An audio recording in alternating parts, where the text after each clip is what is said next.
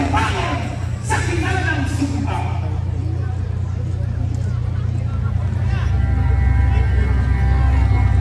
Nagumpay ang sakit ng laman. Walang tumusugan sa aling at yaman. Sa lasing at dalim ng pagkakaman, pagwalang sa sutang ay kinailangan. Nang makita ang Diyos, hindi pa rin natuto. Hindi pansin ang aral. Matigas ang ulo. Nagpasyagan, ibigay si Kristo. Bagtang niya anak, nagtatamang tao.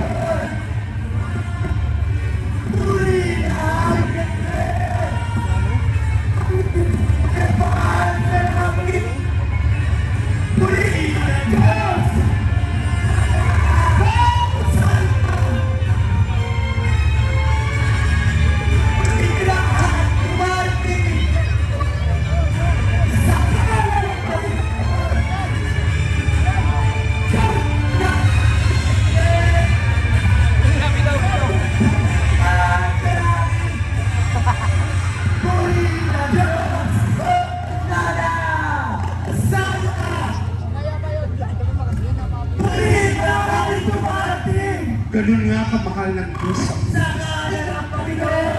Madaling matunaw ang puso sa awa. Nakita niya ang hirap sa buhay ng lupa. Mahal niya ka na. Mahal niya ka na. Tumabas ng puso. Huling na ay dumating sa ngalan ng Panginoon.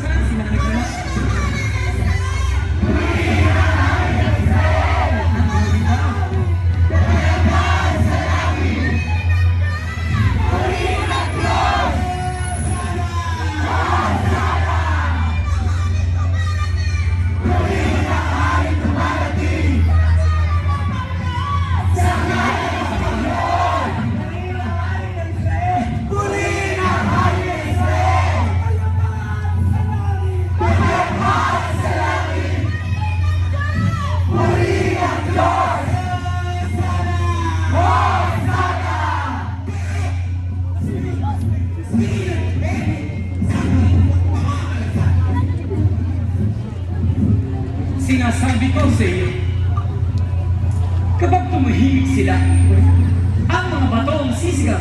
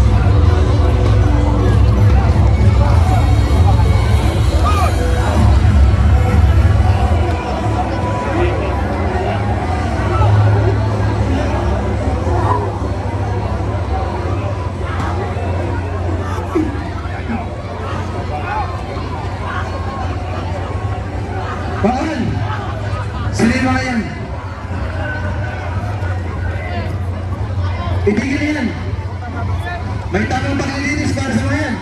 Alisin sila!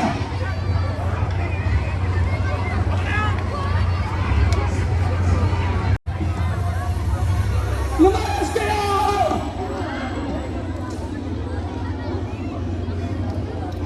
Hindi ba't sinasabi sa kasulatan na ang aking tahanan ay tatawaging bahay dalanginan? Pakiusap, Panginoon, tama na. Hindi. Ito ay bahay dalanginan. Templo ng Diyos.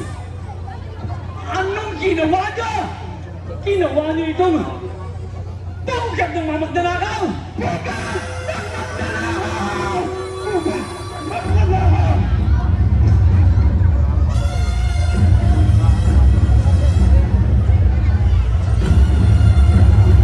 Hoy, daliwan! Hindi ka taga rito! Wala kang karapatan sa templo! At sino ang nagbigay ng pahintulot para dumihan ang templo? Wala! Marami na kaming narinig sa mga aral mo ginawa. Ano gusto mong gawin? Wasakin ang templo! Ang templo ay hindi basta patong-patong na bato. Ito ay kaharian ng Diyos. At hindi basta mawawasak habang siya ay naririto. Wasakin ninyo ang templo! At sa tatlong araw, ito'y ibabangon ko. Ibabangon! Ibabangon mo sa loob ng tatlong araw! Templo na ito ay ginawa sa loob ng 46 na taon. At muli mo lamang ibabangon sa loob ng 3 araw. Buhang!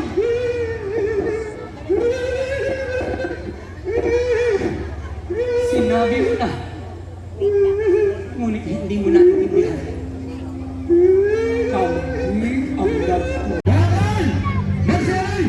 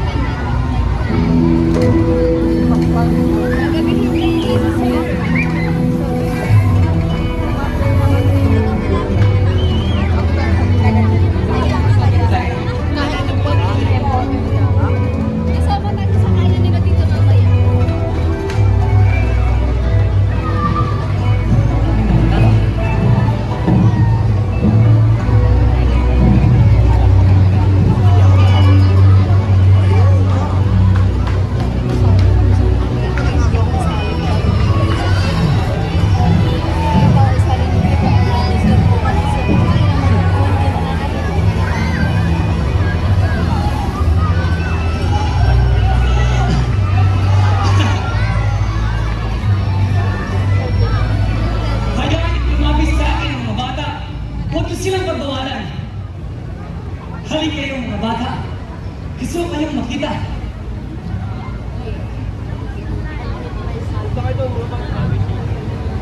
Tandaan ninyo, ang mga katulad nila ang mapapabilang sa kaharian ng Diyos. Ang sino mang hindi tumanggap sa pag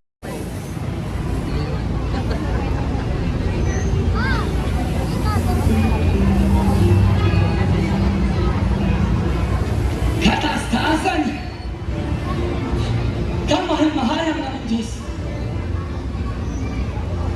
Niyahan namin sa iyo na may kapakumbaba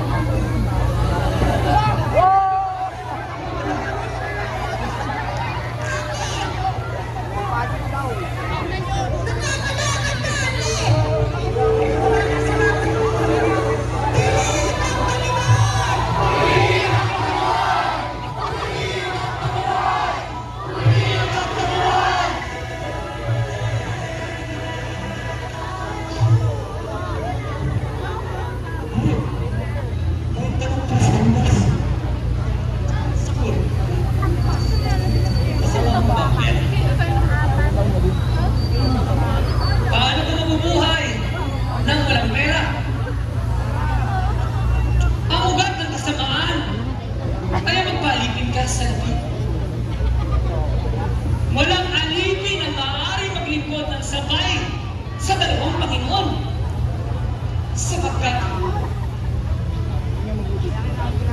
pamumuhian mo ang isa at iibigin ang pangalawa. Paglilingkuran mo ng tapat ang isa at hahamakin ang pangalawa. Hindi kayo maaari maglingkod ng sabay sa Diyos at sa kalimanan.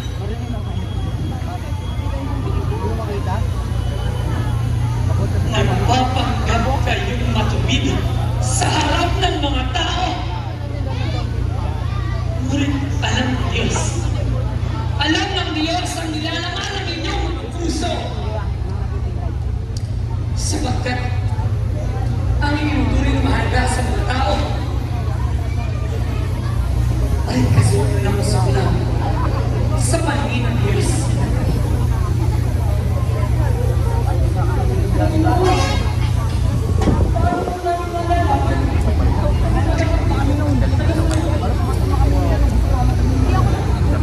Hindi lahat ng mga tao sa ating Panginoon ay tiyak na makakasama ko sa kanyang langit. Yun lang ang sumusunod sa kanyang salita. Nakikinig ka na. Kung hindi mo naman ginagawa, ano hindi mo mapapala?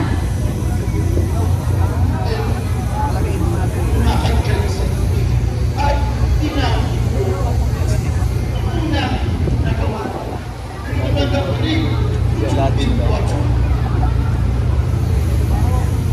Saan ka nakatikiling? Noong nakalutang kang lumalakad. sa inyong Panginoon? At noong lumubog ka, Dinig at lumakas ang hangin. Kaya,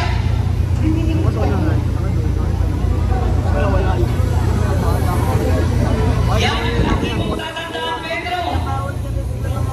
Habang sa ating nakasentro ang attention mo,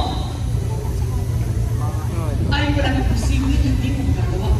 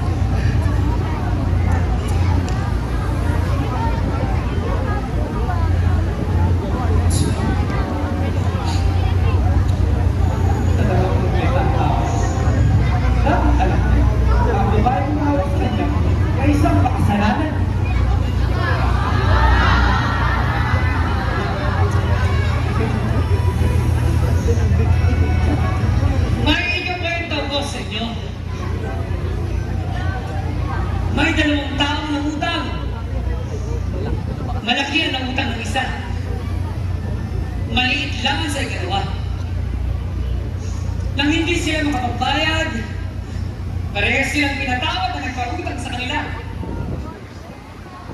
Ngayon, sino sa dalawa ang higit na nagmamahal sa kanya?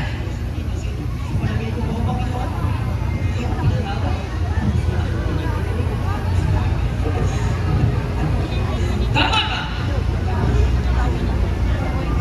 Ngunit isipin mo, hindi mo lang ako binigyan ng tubig para makapaghugas ng aking mga paa. Wala kang ginawa para ipakitang natutuwa ka sa pagdating ko. Tignan mo ang babae ito. Pinugasan na ang sariling luha ang aking mga paa. At hinalikan ba niya? Pinahiran din niya ng mabago ang buong bago. Sa laki ng pagmamahal ay pinakita niya na patunayang pinatawad ang maraming kasalanan niya.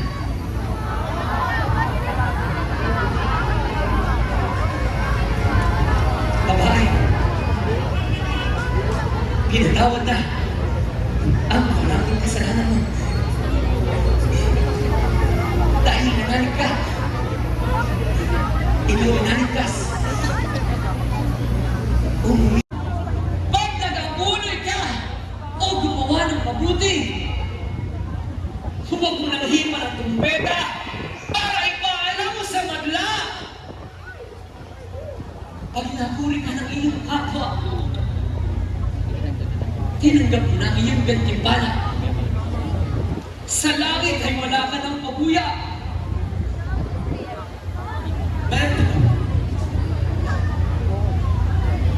Bakit po meron siyang nabutis kayo?